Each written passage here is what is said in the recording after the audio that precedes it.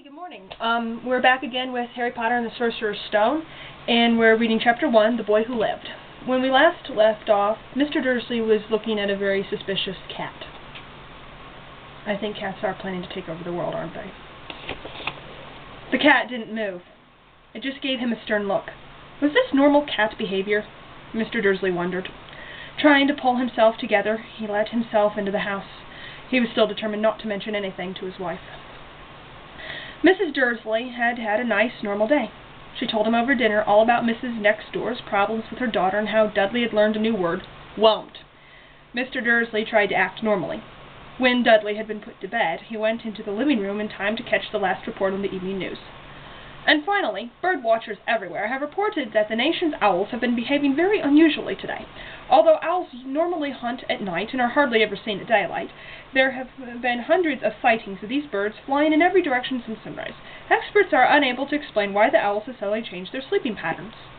The newscaster allowed himself a grin. Most mysterious. And now, over to Jim McGuffin with the weather. Going to be any more showers of owls tonight, Jim? Well, Ted, said the weatherman, I don't know about that, but it's not only the owls that have been acting oddly today. Viewers as far apart as Kent, Yorkshire, and Dundee have been phoning in to tell me that instead of the rain I promised yesterday, they've had a downpour of shooting stars. Perhaps people have been celebrating bonfire night early. It's not until next week, folks. But I can promise a wet night tonight. Mr. Dursley sat frozen in his armchair. Shooting stars all over Britain? Owls flying by daylight? Mysterious people in cloaks all over the place? And a whisper about the Potters. Mrs. Dursley came into the living room carrying 2 cups of tea. It was no good. He'd have to say something to her. He cleared his throat nervously. Petunia, dear, you haven't heard from your sister lately, have you? As he expected, Mrs. Dursley looked shocked and angry. After all, they normally pretended she didn't have a sister. No, she said sharply. Why? Funny stuff on the news, Mr. Dursley mumbled. Owls, shooting stars, and there were a lot of funny-looking people in town today. So? Snapped Mrs. Dursley. Well, I just thought maybe it was something to do with, her crowd. Mrs. Dursley sipped her tea through pursed lips. Mr. Dursley wondered whether he dared to tell her he'd heard the name Potter. He decided he didn't dare. Instead, he said as casually as he could, Their son. He'd be about Dudley's age now, wouldn't he? I suppose so, said Mrs. Dursley stiffly. What's his name again? Howard, isn't it? Harry. Nasty common name, if you ask me. Oh, yes, said Mr. Dursley, his heart sinking horribly. Yes, I quite agree. He didn't say another word on the subject as they went upstairs to bed. While Mrs. Dursley was in the bathroom, Mr. Dursley crept to the bedroom window and peered down into the front garden. The cat was still there. It was staring down Privet Drive as though it were waiting for someone. Was he imagining things? Could all this have anything to do with the Potters? If it did, if it got out that they were related to a pair of, well, he didn't think he could bear it. The Dursleys got into bed. Mrs. Dursley fell asleep quickly, but Mr. Dursley lay awake, turning it all over in his mind. His last comforting thought before he fell asleep was that even if the Potters were involved, there was no reason for them to come near him and Mrs. Dursley. The Potters knew very well what he and Petunia thought about them and their kind. He couldn't see how he and Petunia could get mixed up in anything that might be going on. He yawned and turned over. It couldn't affect them. How very wrong he was. Mr. Dursley might have been drifting into an uneasy sleep, but the cat on the wall outside was showing no sign of sleepiness. It was sitting as still as a statue, its eyes fixed unblinkingly on the far corner of Privet Drive. It didn't so much as quiver when a car door slammed on the next street, nor when 2 owls swooped overhead. In fact, it was nearly midnight before the cat moved at all. A man appeared on the corner the cat had been watching, appeared so suddenly and silently that you'd have thought he just popped out of the ground. The cat's tail twitched and its eyes narrowed. Nothing like this man had ever been seen on Privet Drive. He was tall, thin, and very old, judging by the silver of his hair and beard, which were both long enough to tuck into his belt. He was wearing long robes, a purple cloak that swept to the ground, and high-heeled, buckled boots. His blue eyes were light, bright, and sparkling behind half-moon spectacles, and his nose was very long and crooked, as though it had been broken at least twice. This man's name was Albus Dumbledore. Albus Dumbledore didn't seem to realize that he had just arrived in a street where everything from his name to his boots was unwelcome. He was busy rummaging in his cloak, looking for something, but he did seem to realize he was being watched, because he looked up suddenly at the cat, which was still staring at him from the other end of the street. For some reason, the sight of the cat seemed to amuse him. He chuckled and muttered, "I should have known." He found what he was looking for in his inside pocket. It seemed to be a silver cigarette lighter. He flicked it open, held it up in the air, and clicked it. The nearest street lamp went out with a little pop. He clicked again. The next lamp flickered into darkness.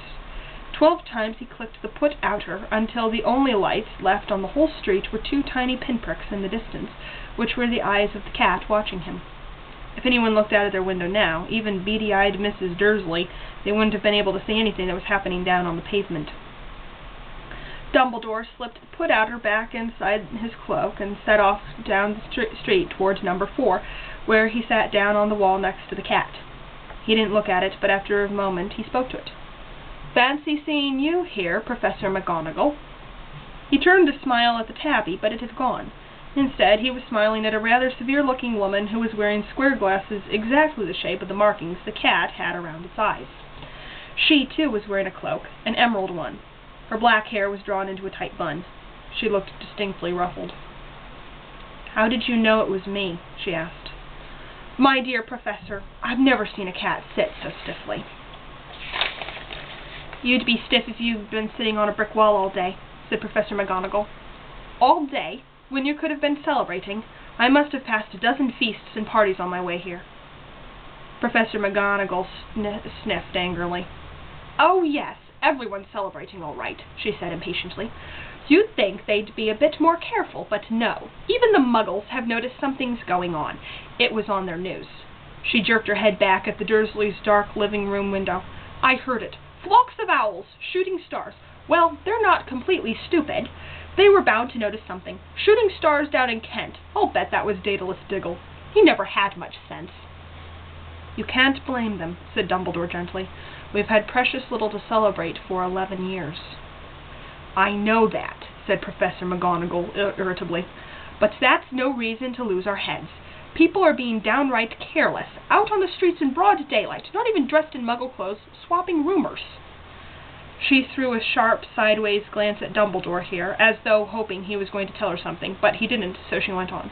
"A fine thing it would be if, on the very day you-know-who seems to have disappeared at last, the Muggles found out about us all.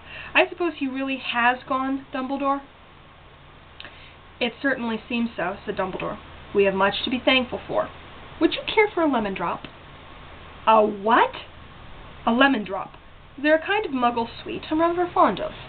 "No, thank you," said Professor McGonagall coldly, as though she didn't think this was the moment for lemon drops. "As I say, even if you know who has gone—" "My dear Professor, surely a sensible person like yourself can call him by his name. All this you-know-who nonsense. For 11 years I have been trying to persuade people to call him by his proper name." "Voldemort." Professor McGonagall flinched, but Dumbledore, who was unsticking 2 lemon drops, seemed not to notice. "It all gets so confusing if we keep saying you-know-who. I have never seen any reason to be frightened of saying Voldemort's name." "I know you haven't," said Professor McGonagall, sounding half exasperated, half admiring. "But you're different. Everyone knows you're the only one you know—" "Oh, all right. Voldemort was frightened of." "You flatter me," said Dumbledore calmly. "Voldemort had powers I will never have. Only because you're too, well, noble to use them. It's lucky it's dark. I haven't blushed so much since Madame Pomfrey told me she liked my new earmuffs." Professor McGonagall gave a sharp look at Dumbledore and said, "The owls are nothing next to the rumors that are flying around. And you know what everyone's saying about why he's disappeared and what finally stopped him?" It seemed that Professor McGonagall had reached the point she was most anxious to discuss.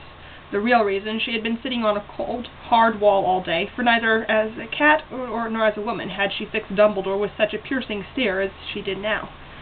It was plain that whatever everyone was saying, she was not going to believe it until Dumbledore